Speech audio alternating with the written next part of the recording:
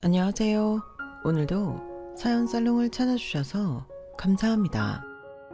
저는 결혼 5년 차에 별하던 이혼을 하고 당당한 싱글맘이 된 40대 초반 여성입니다.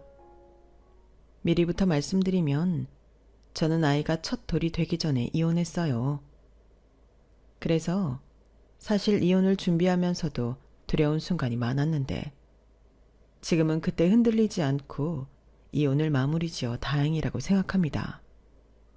그리고 본격적인 제 사연에 앞서 미리부터 드리고 싶은 질문이 있는데요. 여러분은 결혼을 상대로 성향과 환경이 비슷한 쪽과 정반대인 쪽 중에 어디에 해당되세요?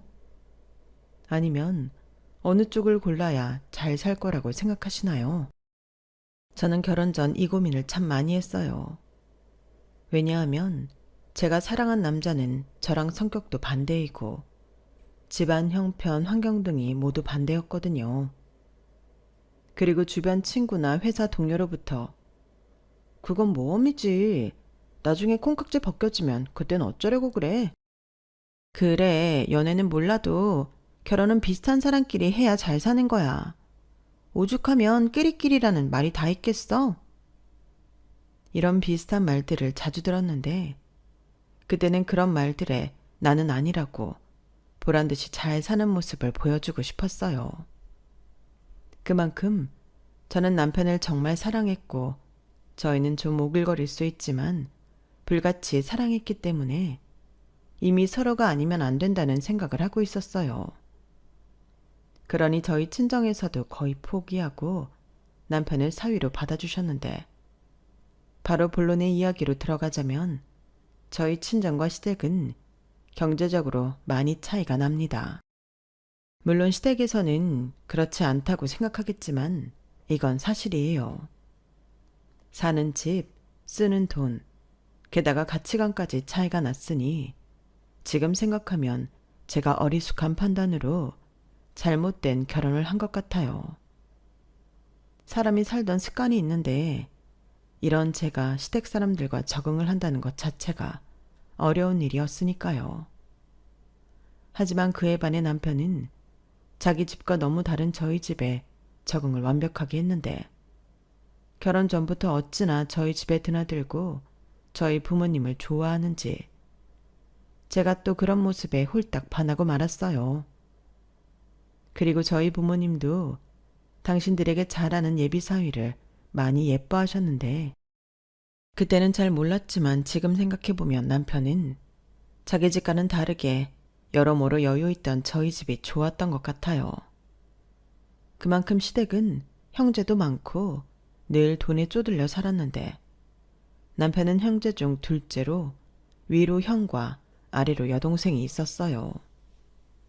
특히 형이 장남이라고 없는 살림에 돈을 가장 많이 뽑았었는데 그래서 늘 남편과 신우는 남들 다니는 학원도 못 가고 새 옷 구경도 잘 못하는 등 어렵게 지냈다고 했거든요. 나는 무조건 형이 물려준 거. 그리고 소정이 걔는 위로 여자 형제도 없으니까 엄마가 동네에서 얻어 입혔는데 소정이가 그래서 더 질색했어. 동네가 얼마나 좁은데 얻어 입은 옷이란 게 금방 티가 나잖아. 그래서 엄마가 그 뒤로는 얻어다가 리폼을 해서 입혔는데 그만큼 새 옷 구경하기가 어려웠지. 학원도 그래. 형은 공부하기 싫다고 맨날 땡땡이 치는데 나는 가고 싶다고 해도 안 보내줬어. 뭐 학원비가 한두 푼이 아니니까 그랬겠지만 나는 어린 마음에 억울했지. 그건 소정이도 마찬가지일 거야. 집이 그만큼 어려웠던 거야? 근데 그렇게 어려운데 왜 형만 특별히 챙기셨을까? 그야 당연히 장남이니까 그랬지. 아무리 없는 집도 그런 건 더 따지거든. 장남이 집안을 책임져 줄 거라는 희망 같은 게 있었나 봐. 결국 형이 먼저 자기 혼자 잘 먹고 잘 살겠다고 내뺐지만 그래서 나는 우리 부모가 얄밉다가도 짠해. 이제는 나한테 장남 대신이라고 하잖아. 그래도 그건 좀 그렇다. 자기가 착해서 그래. 그런가? 아무튼 나는 미워도 우리 엄마 아빠가 호감까지는 아니더라도 더 이상 힘들지는 않았으면 좋겠어. 그래서 하는 말이긴 한데 우리 결혼하면 우리 부모님한테 생활비 겸 용돈은 드리고 살자. 나도 장인 장모님한테 잘할게.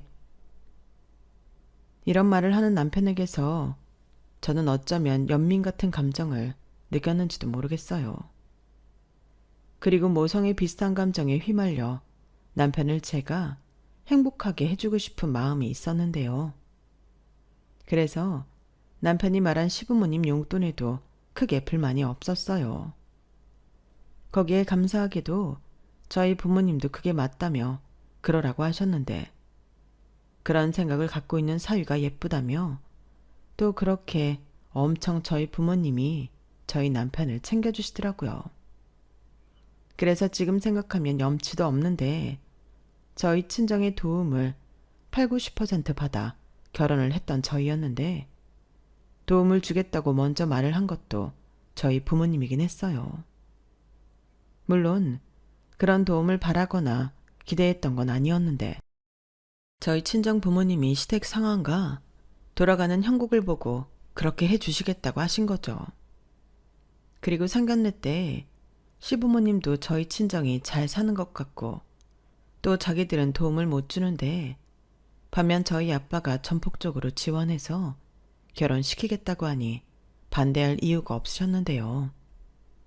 오히려 저희 친정에서 아무렇지 않게 결혼을 진행하려 하니 자기 아들이 대단해서 저희 부모님이 탐을 낸다고 생각한 모양이었어요. 하지만 그때는 이것저것 신경 쓸 게 많아 그런 것까진 신경 쓰지 못했는데 솔직히 그런 생각을 하고 계실 줄은 꿈에도 몰랐던 게 문제라면 문제였죠. 거기에 신혼집부터 시작해 큰돈 들어가는 건 저희 부모님의 뜻에 따라 친정의 도움을 받았는데요. 저희 아빠가 부동산 관련 사업으로 소유하고 계시던 집이 몇 채 있었어요. 거기에 저희 엄마도 번화가에서 제법 큰 학원을 운영하고 계셔서 아빠와 돈 관리를 따로따로 하고 계셔서 엄마는 엄마대로 혼수에 신경을 많이 써주셨는데 이런 말 좀 그럴 수 있지만 남편은 거의 몸만 장가를 온 것과 다르지 않았죠. 그래서 남편은 한 2년 정도는 저희 친정에 엄청 잘했어요. 못해도 2, 3일에 한 번은 장인 장모님에게 안부 전화를 걸었고 쉬는 날이면 저는 데이트나 하면서 둘만의 시간을 보내고 싶은데 저희 남편은 처갓집에 가자고 할 정도였죠. 그리고 그런 사위를 저희 부모님은 참 예뻐하셨는데 어디 가면 아들이라고 소개할 정도로 딸인 저보다 사위를 더 챙기시더라고요.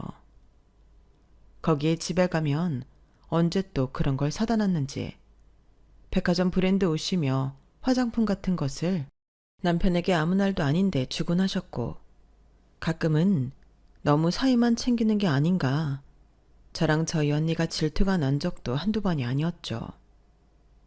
저희 언니와 제가 어릴 때부터 부모님 사랑을 독차지하고 싶어 셈이 많았거든요.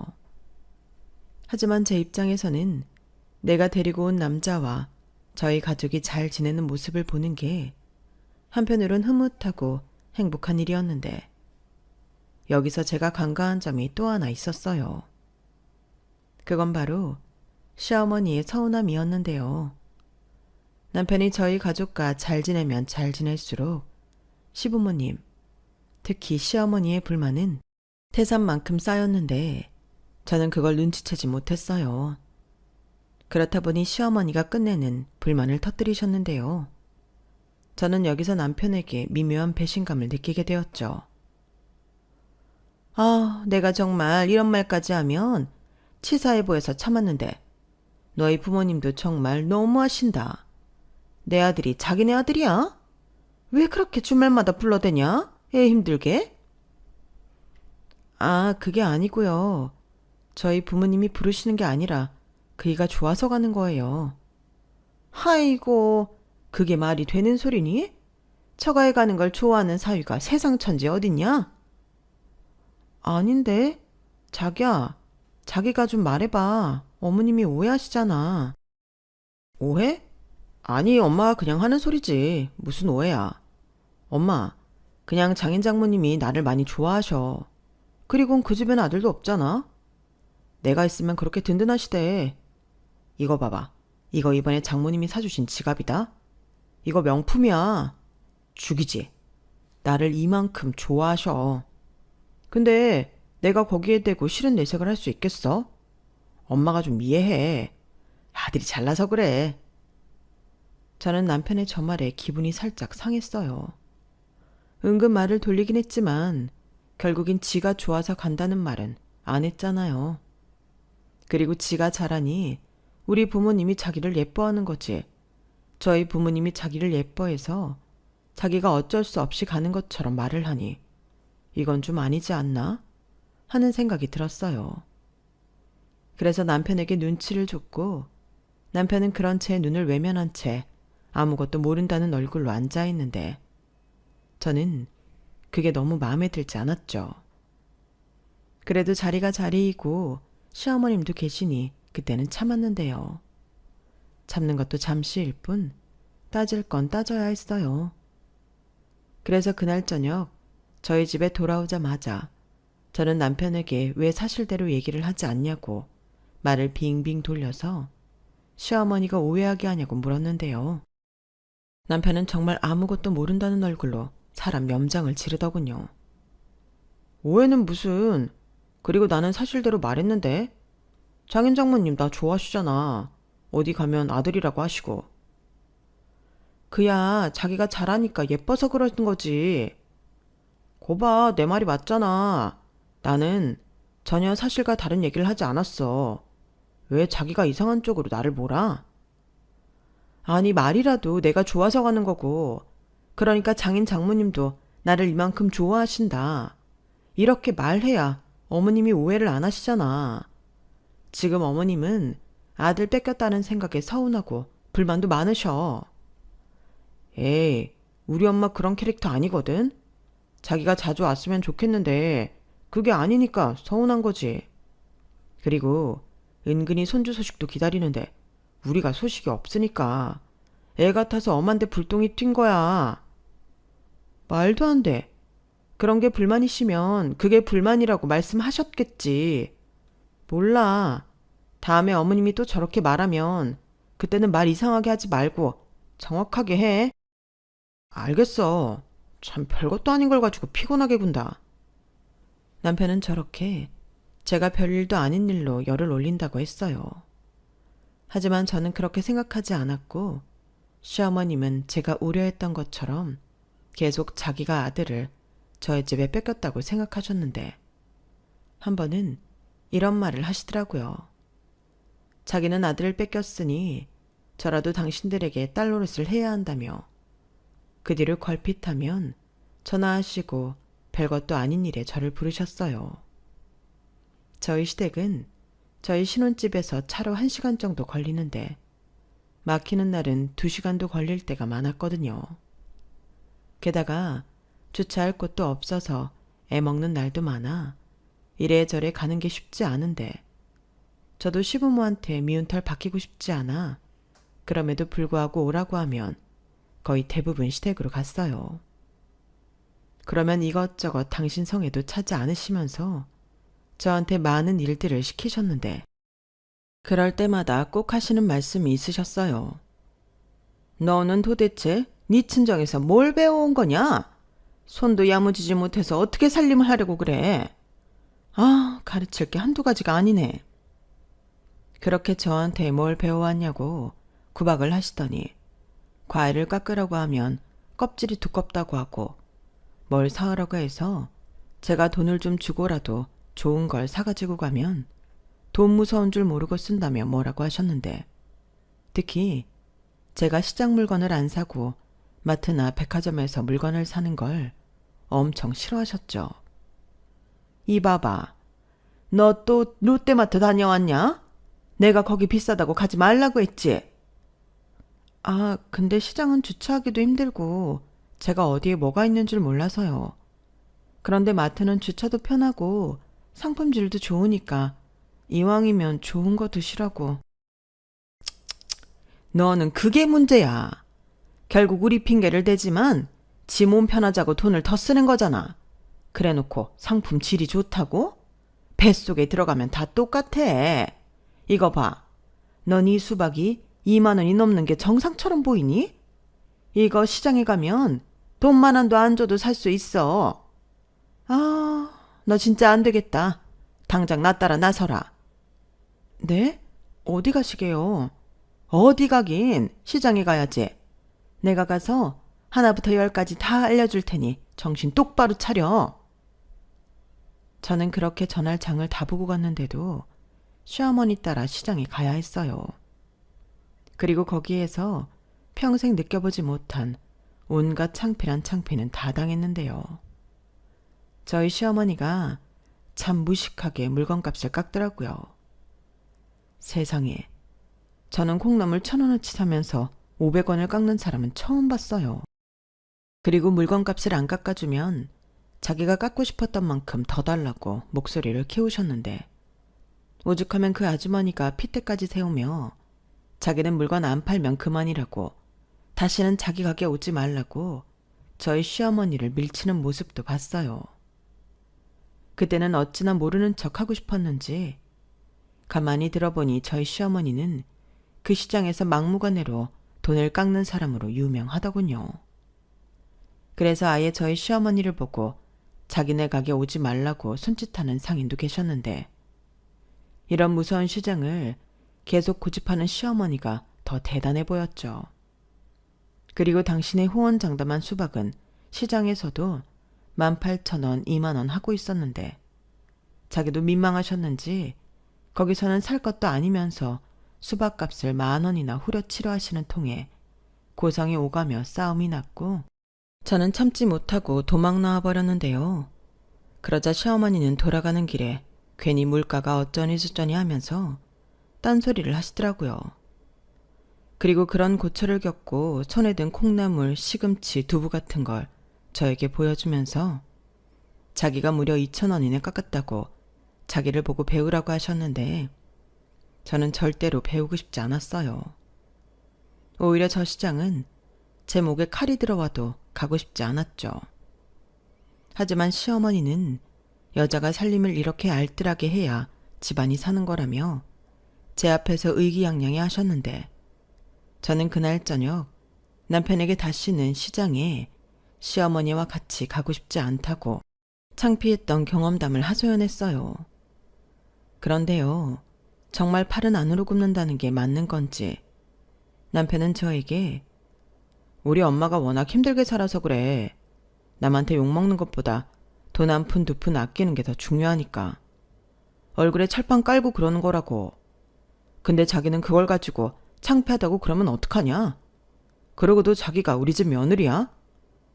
라고 화를 냈는데, 그때는 남편이 너무 서운해하고 화를 내니 저도 제가 잘못한 줄 알았어요. 아들 입장에서는 그럴 수 있겠다. 내가 실수했구나. 그렇게 생각하니 미안한 마음이 들었는데, 그래도 시어머니처럼 억척스럽게는 못 살겠다는 게 제 솔직한 심정이었어요. 시어머님이 그렇게 해서 큰 돈을 모았거나 정말 많은 돈을 깎았다면 그것도 인정하겠는데, 그날 그 욕을 다 먹으면서 깎은 돈은 몇천 원이니 저는 그건 아니다 싶었던 거죠. 저는 어릴 때부터 이왕이면 제값 주고 좋은 물건을 사라는 소비를 배웠는데, 그래서 백화점에서 파는 과일도 좋아했어요. 분명 그 값을 하는 것 같았거든요.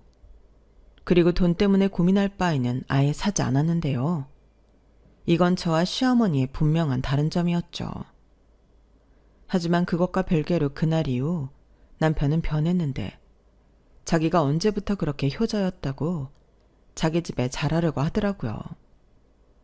저는 남편이 그렇게 나오니 서운한 마음도 있고 해서 시댁에 저까지 잘할 필요가 없다고 생각하게 되었고, 남편에게도 우리 앞으로 자기 집 효도는 셀프로 하자. 괜히 내 부모한테 못한다고 서운할 것도 없고, 양가 부모님도 자식 뺏겼다고 서운해할 것도 없으니 앞으로는 그렇게 하는 게 좋겠어. 라며 말했는데 남편은 제 말이 서운했던 모양이었어요. 그래서 저에게는 저는 돈 걱정도 해본 적도 없고 다 해주는 부모 밑에서 어리광 부리며 커서 뭘 잘 모른다며 자기는 싫다고 했는데 저는 그 소리가 어이가 없었어요. 그러니까 남편 말은 제가 계속 시댁에 가서 별것도 아닌 일로 혼이 나야 한다는 거잖아요. 그리고 저는 그런 시부모를 이해해야 하고요. 그런 반면 지는 저희 친정에 가서 사위 대접받고 좋은 거 맛있는 거 많이 얻어먹겠다는 심상인데 그때부터 콩깍지가 조금씩 벗겨진 건지 둘 사이에 미묘한 감정이 흐르기 시작했어요. 하지만 그런 감정 문제보다 저희 부부에게 시급했던 건 아이 문제였는데요. 시댁에서 아이를 많이 기다리신 것도 있고 저 역시 아이를 조금이라도 빨리 갖고 싶었는데 무슨 이유에서인지 임신이 되지 않았어요. 그리고 어렵게 가진 아이도 번번이 유산하기 일쑤였는데 산부인과에서 제 자궁에 문제가 있다고 하더라고요. 그 얘기까지 들었을 때는 모든 것이 막막했어요. 아이를 기다리는 가족과 나는 어쩌면 평생 아이를 낳지 못할 수 있다는 공포에 우울감이 장난 아니었죠. 그래서 지금의 딸애를 낳기까지 마음고생, 몸고생 안 해본 게 없었는데 그렇게 저는 또 한 번 어렵게 임신하고 10달 동안 유산할까 조심조심하며 거의 병원에 살다시피 했는데요. 그러기 위해서는 어쩔 수 없이 회사도 그만둬야 했었죠. 그때도 저희 친정에서는 걱정할 거 없어. 너는 그저 마음 편하게 먹고 뱃속에 아이만 생각해. 너 직장 못 다녀서 부족한 돈은 엄마 아빠가 해줄게. 라며 저에게 돈 걱정은 하지 말라고 했는데요. 저는 그 말이 고마웠지만 시어머니는 저희 친정에서 돈 좀 있다고 애도 못 낳는 딸을 싸고 둔다고 생각하셨어요. 그리고 아이를 낳지 못하는 문제는 전적으로 제 책임이라고 몰아가셨는데 그때부터 시어머니한테는 10원 한 장 쓰고 싶지 않았어요. 사람 마음이 원래 그런 거잖아요. 나한테 잘해주는 사람한테 하나라도 더 잘하고 뭐라도 더 잘 챙겨주고 싶은 건데 시어머니는 주는 것도 없으면서 사람 기분이나 나쁘게 하는 아주 못된 습관이 있었어요. 그리고 제가 시어머니에게 담을 쌓을 때부터 남편의 불만이 커졌는데 남편은 제가 미우나 고우나 우리 불쌍한 시어머니하고 자기 엄마를 이해하고 따르길 바라고 있더라고요. 막말로 친딸인 아가씨도 시집간 후로는 시어머니와 남처럼 지내는데 진짜 남인 제가 왜 그래야 하는 거죠? 그래서 남편과 번번이 갈등을 빚게 되었는데 분명 제가 인지하기로 남편이 처가에 잘하게 된 이유가 자기한테 떨어지는 게 많아서였는데 나중엔 자기가 노력해서 얻은 거라고 딴소리를 하는 등 저를 더욱 황당하게 만들더군요. 그래도 제가 무사히 아이를 출산하자 남편은 기뻤는지 눈물까지 흘리며 저에게 수고했다고 고맙다고 했어요. 그리고 그때는 저도 부부의 정이 남았던 건지 저런 남편의 말에 눈물이 났었는데 이제 우리 세 식구 재미나게 사는 일만 남았다고 행복한 꿈을 꾸었죠. 머지않아 제가 남편이랑 이혼하게 될 줄은 정말이지 꿈에도 몰랐어요. 그리고 제가 이혼하게 된 문제의 발단은 저희 친정에서 아이 낳느라 수고했다고 돈을 주신 것부터 시작되었는데요. 저희 친정에서는 돈 생각하지 말고 조리원비 내고 기타 등등 필요한데 요긴하게 쓰라고 돈을 주셨는데 저는 이미 조리원비 정도는 쓰려고 따로 모아둔 돈이 있었고 당시 퇴직금 받은 것도 있어서 그 돈을 마다하다 그래도 혹시 몰라 그 돈을 받고 고스란히 제 통장에 넣었어요. 그러면서 아무 생각 없이 남편에게 친정에서 돈을 받았다는 말을 했고 좋은 마음으로 아이도 태어났으니 앞으로 같이 수고하자는 의미로 필요한 게 있으면 말하라고 했는데요. 남편은 제 말에 화색을 띠며 생각지도 않은 말을 해 저를 놀라게 했죠. 정말? 나 갖고 싶다고 하면 다 사주는 거야? 아니 뭐 다 사주겠다는 건 아닌데 필요한 게 있으면 말하라고. 앞으로 우리 애기 키우려면 서로 힘든 일 많을 거니까. 그럼 나 까르띠에 시계 사줘. 뭐?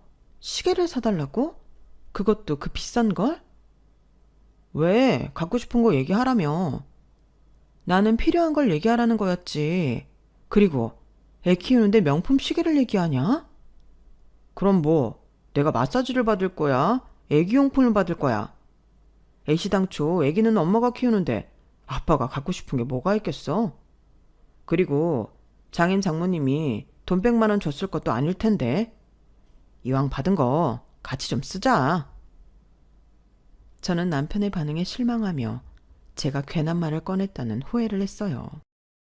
그리고 인간이 저 정도밖에 생각을 못한다는 것이 좀 충격적이었는데요. 여기서 문제는 또 시어머니셨어요. 시어머니는 제가 아이를 낳았어도 수고했다는 말도 없고 미역은커녕 애기 손수건 한 장 사오지 않으셨는데 저더러 뭐하러 그 비싼 조리원을 가냐고 핀잔을 주셨거든요. 그것도 아주 사람 기분 나쁘게 말이죠. 너는 아들을 낳은 것도 아니고 고작 기집애 낳아놓고 2주에 3,400만 원 하는 산후조리원인가 뭔가 하는 데를 가고 싶니? 너도 염치가 없다.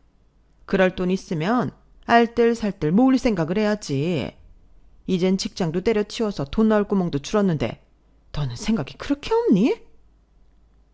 어머니, 그게 무슨 말씀이세요? 어머니도 여자니까 아시잖아요. 여자한테 산후조리가 얼마나 중요한지요. 그리고 고작 기집애라뇨. 요즘 세상에 아들, 딸 그런 게 뭐가 중요해요. 저는 그렇게 생각하지 않아요. 아시잖아요. 제가 얼마나 힘들게 우리 아이 지키고 나왔는지. 그러니 그런 말 저한테 하지 마시고요. 돈 얘기도 하지 말아주세요. 산후조리원비는 제가 이미 회사 그만두기 전에 마련해 놓은 제 돈이거든요. 뭐야? 너 지금 시애미한테 대드냐? 어디서 시애미한테 말을 하지 말란 소리를 해?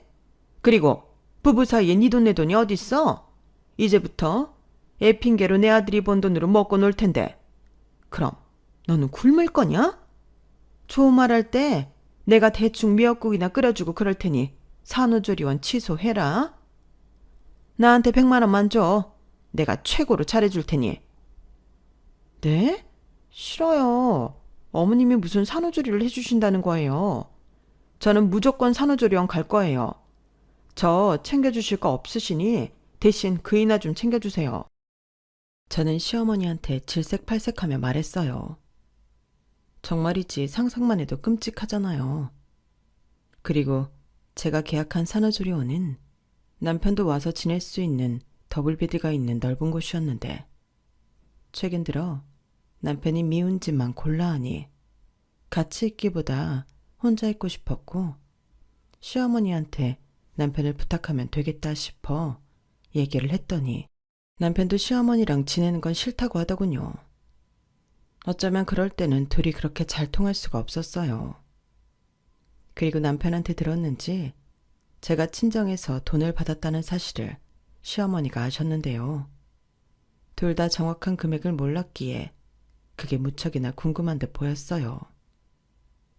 하지만 저는 알려주고 싶지 않았고 실제로 남편이 물었을 때도 알 거 없다고 차단했는데 남편은 얼마 받았는지 알려주지도 않으면서 갖고 싶던 시계도 안 사준다고 애처럼 굴더군요. 그래서인지 제가 입소한 조리원에 와서도 애만 보고 저랑은 딱히 대화도 없이 집으로 돌아갔는데 그 꼬라지도 보기 싫더군요. 그래서 그때는 남편이 저를 보고 가지 않는 게 서운하지도 않았는데요. 그러면서 생각했죠. 이래서 사람들이 콩깍지가 벗겨지면 그렇게 오만정이 떨어진다고 한 거였구나. 이제 애도 태어났는데 저 싫은 꼬라지를 어떻게 보고 살지? 이런 생각을 하고 있었는데 그래도 이제 막 태어난 아이 아빠라 어쩌지는 못하겠더라고요. 그래서 이젠 꿈 같은 이야기일 수 있지만 다시 콩깍지가 쉬었으면 좋겠다고 바랬는데 제가 원래 남편의 어른스러움에 반했거든요. 뭐든 혼자 힘으로 척척 해내고 남한테 아쉬운 소리 하지 않는다는 것도 저는 너무 좋았어요. 원래 제 이상형이 아빠처럼 든든한 남자였거든요. 그에 반면 저는 어릴 때부터 끈기가 부족한 편이고 남한테 아쉬운 소리도 많이 하면서 의지도 많이 하는 성격이라 남편처럼 든든한 사람이랑 함께 있으면 저의 부족한 점이 채워질 거라고 생각했는데 남자는 결혼하면 아이가 된다는 말을 입증하듯 남편은 처가에서 이것저것 받아먹다 보니 사람이 변했고 전에는 감사함에 혹은 더 받고 싶어서 저희 부모님한테 잘하는 듯 보였지만 저희 부모님, 특히 저희 엄마가 무한정 우리 사위 하면서 맹목적으로 잘해주자 이젠 노력도 하지 않고 바라기만 하는 한심한 인간이 되어버렸는데요. 저희 언니가 결혼하고 형부가 저희 집 새 식구 되면서 그 정도는 심해졌어요. 아무래도 새 식구이고 또 큰 사위라 저희 부모님이 신경을 많이 쓰니 그걸 또 서운해 하더라고요. 그러면 지가 더 잘할 생각은 하지 않고 장인 장모님이 변했다는 등 차별한다는 등 삐쳐서는 애처럼 유치하게 굴었는데요. 거기에 더 나아가 역시 자기는 어쩔 수 없이 자기 부모밖에 없다며 찌질한 소리를 하더군요. 그런 모습을 보니 저도 남편에게 정이 뚝 떨어졌고 거기에 아이를 낳아 호르몬의 변화인지 남편에게 점점 마음의 문을 닫게 되었는데 제 눈에 비친 남편은 그저 이상한 쪽으로 욕심 많고 샘 많은 시어머니 아들로밖에는 보이지 않더군요. 그러니 이건 뭐 아이도 막 태어난 마당에 헤어질 수도 없고 이러지도 저러지도 못하자 심한 우울감이 찾아왔는데 남편이라는 놈은 저도 저희 부모님처럼 아기 낳고 이상해졌다며 타박만할 뿐 그게 자기 때문이라는 생각은 전혀 하지 않았어요. 그러면서 꼭 자기가 저에게 돈을 맡겨놓은 양 처갓집에서 돈 얼마 받았냐 자기 시계는 왜 안 사주는 거냐 등등 철없는 소리를 했는데 저는 됐다고 딱 잘라버렸네요. 마침 시어머님이 하신 말씀도 있으니 그걸 핑계로 이렇게 말했죠. 내가 막상 생각을 해보니까 우리 이제 돈 함부로 쓰면 안 되겠더라고. 전에 어머님도 그러셨어. 이제 내가 안 버니까 돈 아껴야 한다고. 그러니까 이 돈은 내가 잘 가지고 있다가 비상금으로 쓸게. 뭐? 이러는 법이 어디냐? 사람이 말을 말던가. 말을 했으면 지켜야지. 그럼 나 시계 사주고 이제부터 아끼는 걸로 하자. 왜 이래? 그리고 그 시계가 어디 한두 푼 하는 시계야? 정신 차려. 언제부터 그렇게 명품을 좋아했다고 사람이 이래? 나더러 변했다고 하는데 자기가 더 변했어. 내가 뭘? 그리고 사람 마음 다 똑같은 거 아니야? 전에는 내가 그럴 수 있는 여유도 없었고 꿈도 못 꾸고 산 거지. 근데 이젠 아니잖아. 사람이 원래 눈이 높아지면 어쩔 수 없는 거야. 그리고 내가 뭐 계속 사겠다고 그러냐? 그냥 어쩌다 갖고 싶은 거 딱 하나잖아. 됐어, 꿈 깨. 이제부터 그런 건 기대도 하지 말고 살아. 자기 이제 아빠야. 그럼 정신 차려야지. 애기 빨리 갖자고 한 사람이 누구야? 그거야. 우리 집에서 목이 빠지게 기다리니까 그런 거고. 막말로 자기는 애 낳고 산후조리원 가서 관리 받았잖아. 근데 나는 뭘 받았지? 애는 뭐 혼자 낳았나? 그럼 나 애기 낳을 때 같이 진통하고 출산했어? 아니지. 10달 동안 몸져 누워서 링겔 맞고 고생했나? 도대체 왜 이래? 왜 이렇게 한심한 소리를 하는 거야? 됐다. 이제부터 우리는 서로 아무 말도 하지 말고 살자. 뭐? 지금 너 나 무시했냐? 왜? 이제 와서 보니까 내가 없는 집 자식이라 싫어졌어? 와, 저 소리까지 듣는데 처음으로 남편이랑 결혼한 걸 후회했어요. 그리고 아이가 없었다면 그때 벌써 이혼 생각을 하지 않았을까 싶었는데 그래도 아이를 보며 많이 참았죠. 보통은 아이 때문에 힘들다고 하는데 저는 딸아이가 순해 힘들다기보다 아이 보고 위안을 많이 받았어요. 그리고 왜 어른들이 자식 보고 산다는 소리를 했나 그 심정을 이해할 수 있게 되었는데 그런 제 심정도 모르고 거기에 시어머니란 사람이 자꾸 별것도 아닌 일로 시비를 거셨어요. 역시나 이번에도 문제는 돈이었죠. 시어머니 눈에는 제가 돈도 안 벌면서 아이한테 쓰는 돈도 많고 제가 그 비싼 산후조리원에 다녀왔음에도 계속 한의원과 피부과를 다니는 등 그 모습에 불만을 느끼셨는데요. 저한테 양심도 없다며 대놓고 핀잔을 주셨어요. 아니 어떻게 된 게? 너는 허구한 날 돈 쓸 궁리만 하냐? 이 많은 애기용품 좀 봐라. 애는 금방 크는데 뭘 이렇게 사재 끼는 거야? 너는 돈이 썩어나냐? 돈이 막 너한테 빨리 좀 쓰라고 덤벼? 그리고 얼굴 보니 반딱반딱한 게 너 또 피부과 다녀왔냐? 아, 내 새끼만 죽어나네. 어머니, 무슨 말씀을 그렇게 서운하게 하세요? 저는 뭐 집에서 노나요? 그리고 저 어머니 아들 돈으로 피부과 다니는 거 아니거든요.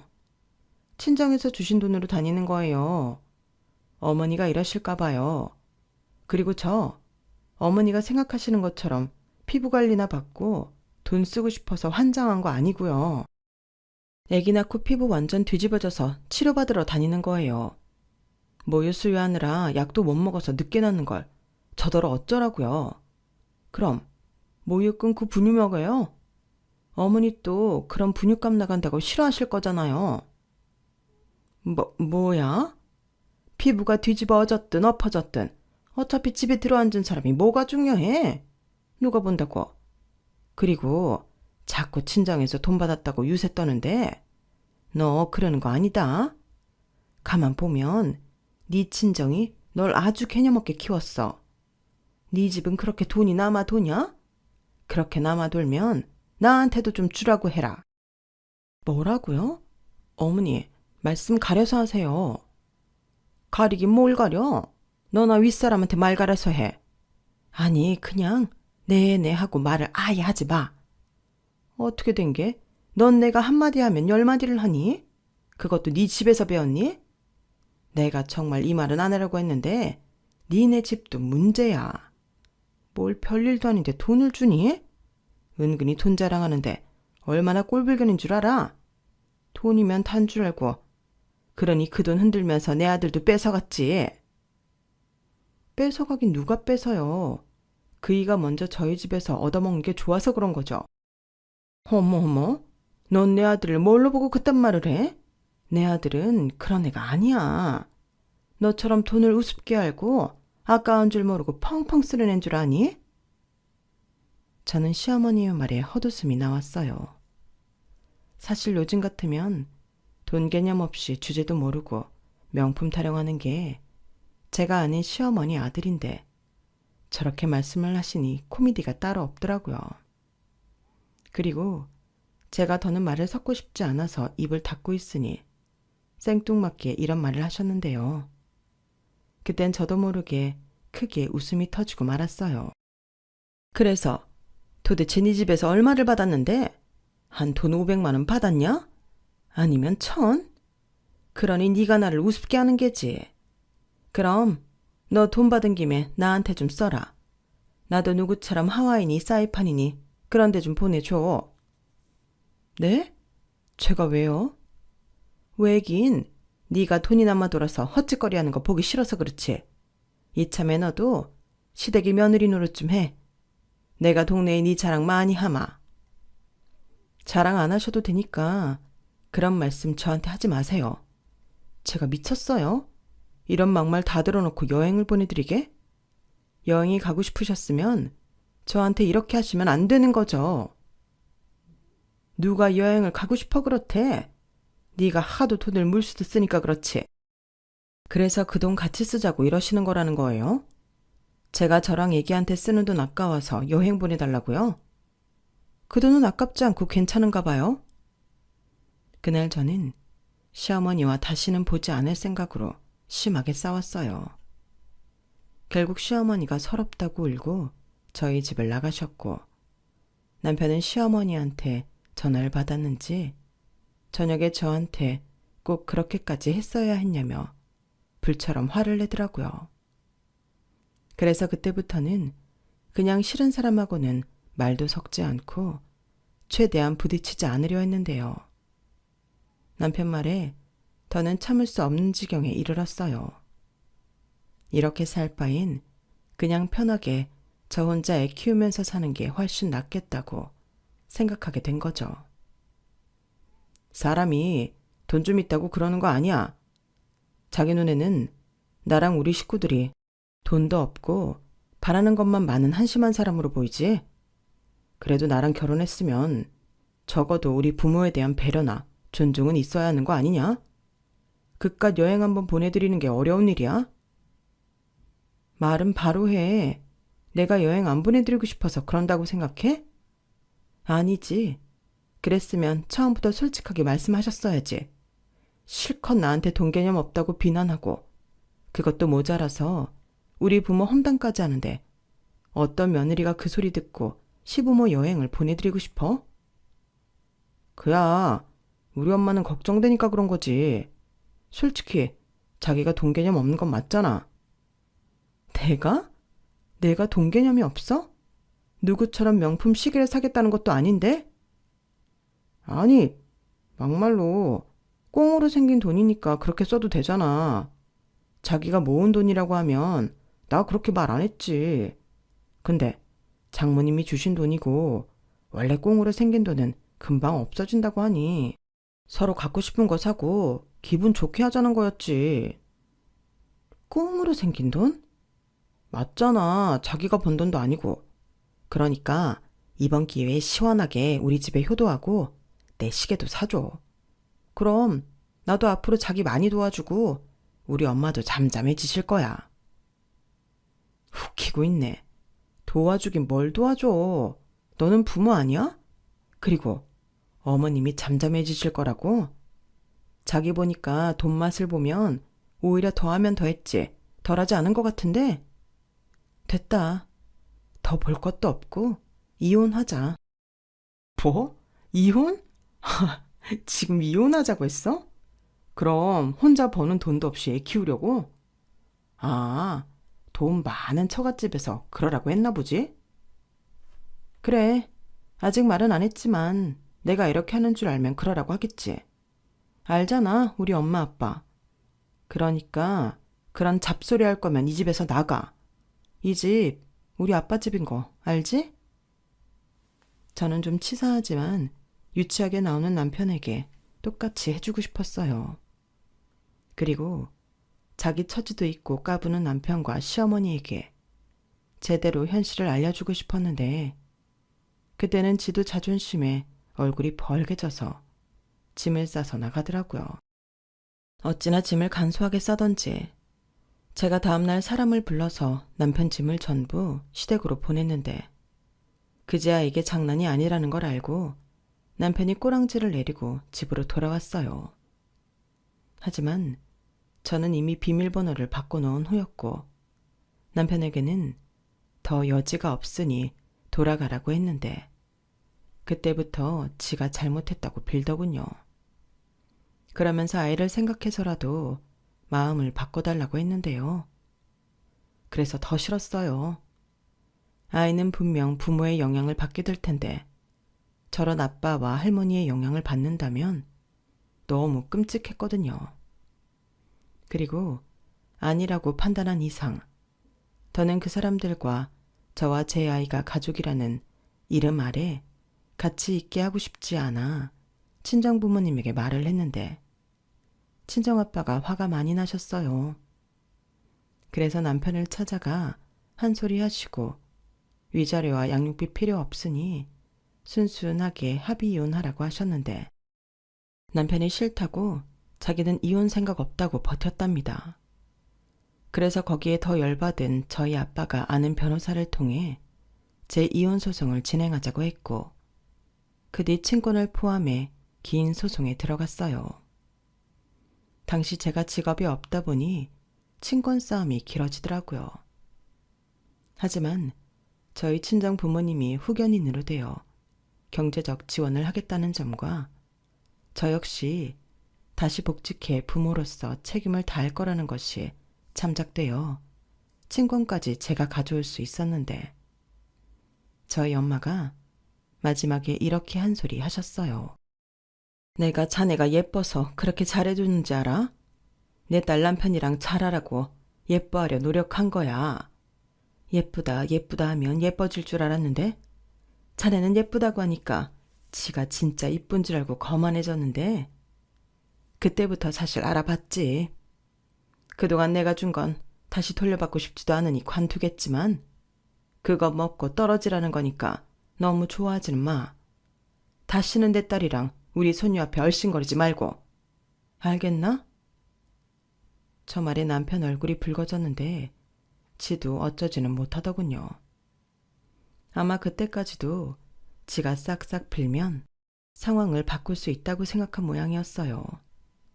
그리고 시어머니까지 모셔와 저에게 빌게 했는데 시어머니도 현실을 아셨는지 저한테 다시는 뭐라고 하지 않겠다며 이혼만은 하지 말라고 하시더군요.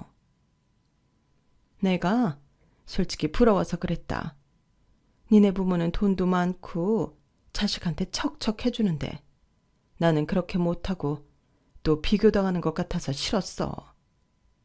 아니 미웠다. 그래, 다 내가 못나서 그랬어.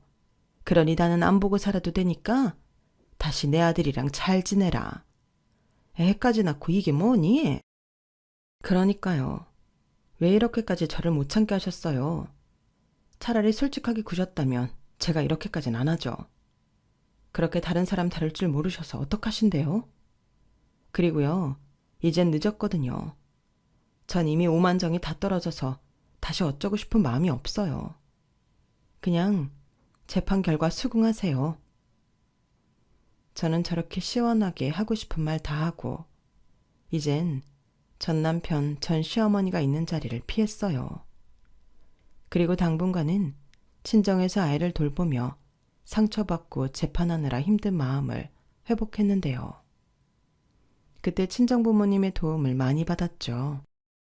그리고 저희 엄마는 순수하게 저 고생하지 말라고 경제적으로 도움을 준 게 오히려 독이 된 것 같다며 미안해 하시고 속상해 하셨는데 저는 그렇게 생각하지 않았어요. 물론 영향을 줄 수는 있겠지만 그때 또한 알아차리지 못하고 정신 차리지 못하는 인성이라면 이런 문제는 언제고 다른 형태로 나타날 수 있다고 생각하거든요. 그래서 저는 엄마와 다르게 아무런 미련도 아쉬움도 없는데요. 지금은 싱글맘으로 그저 저희 딸 열심히 키우는 일에만 집중하려고 합니다.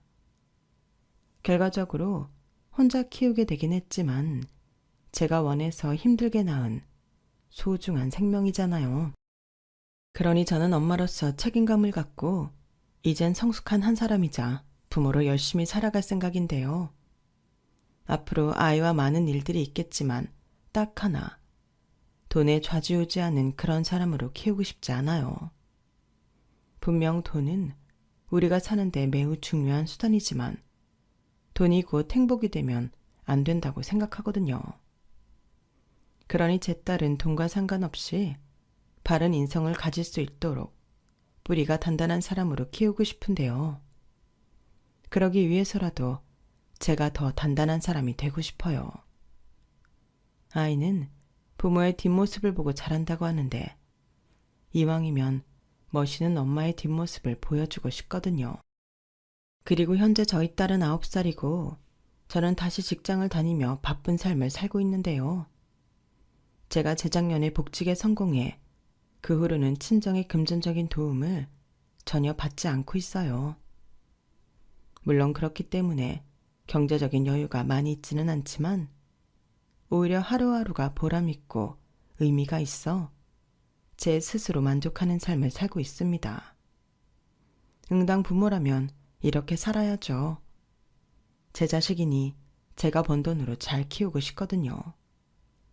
그리고 앞으로도 저희 딸과 알콩달콩 재미나게 살아가고 싶은 마음인데요. 부디 지금처럼 예쁜 미소 간직하고 착하고 바르게 커주길 진심으로 바라는 마음입니다. 제 사연은 여기까지예요. 요즘 초등학생 키우는 엄마들 고생이 많으신데 저를 포함한 대한민국의 모든 엄마들이 활짝 웃을 수 있는 그런 날이 되었으면 좋겠습니다. 그럼 지금까지 제 사연 들어주셔서 감사드리고요. 언제나 건강하고 행복하시길 진심으로 바라겠습니다. 안녕히 계세요. 여러분, 사연 댓글에 응원과 현명한 조언 부탁드려요. 좋아요와 구독은 저에게 큰 힘이 됩니다. 오늘도 좋은 일 가득하세요.